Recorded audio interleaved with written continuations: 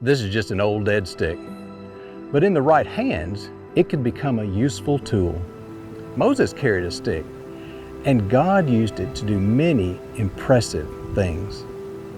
But there was once when Moses' staff led to some serious trouble.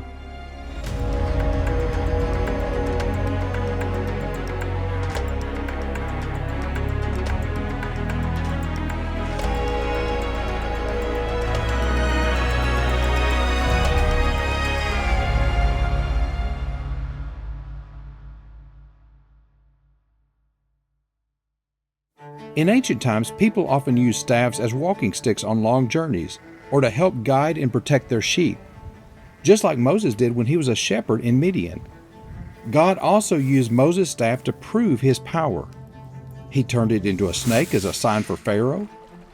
When Moses struck the Nile with it, God turned the river into blood. God used it to part the waters of the Red Sea. When Israel was attacked by the Amalekites in the wilderness, Moses held his staff high above his head, and God gave them victory. Even Aaron's staff miraculously budded flowers and produced almonds to prove that God was with him. That staff was a powerful tool in the hands of God's servant. Way out in the wilderness, God's people had arrived near their journey's end. God had saved them from bondage in Egypt, made them into a nation at Sinai, and then they were to march into the Promised Land, where God would give them rest and a home. But time and time again, Israel did not trust God. When they needed water, they complained that God didn't care about them. When God fed them, they complained that the food was nothing like what they'd had back in Egypt. The people often forgot what God had done for them. And so when it came to enter the land of Canaan, the people feared the giants of the land. In Numbers chapter 14, we read that the people believed that they would be killed by the Canaanites and they wanted to return to Egypt. They had forgotten what God had done for them. So they did not believe what God could do through them.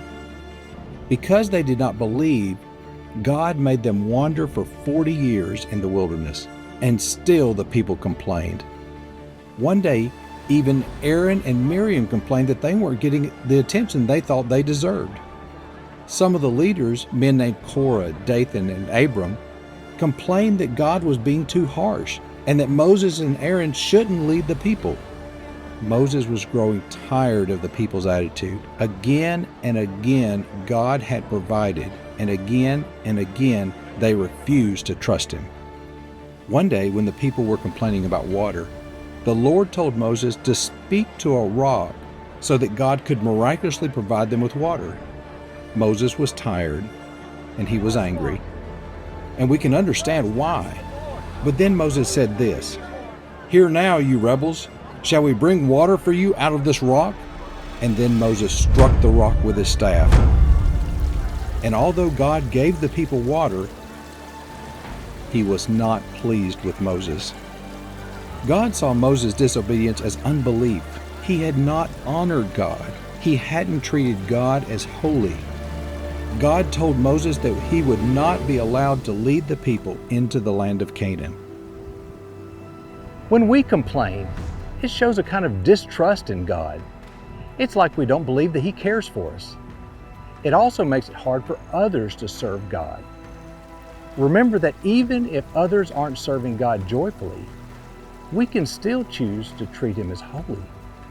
Even if others aren't trusting in God, we can choose to show our faith when we obey him.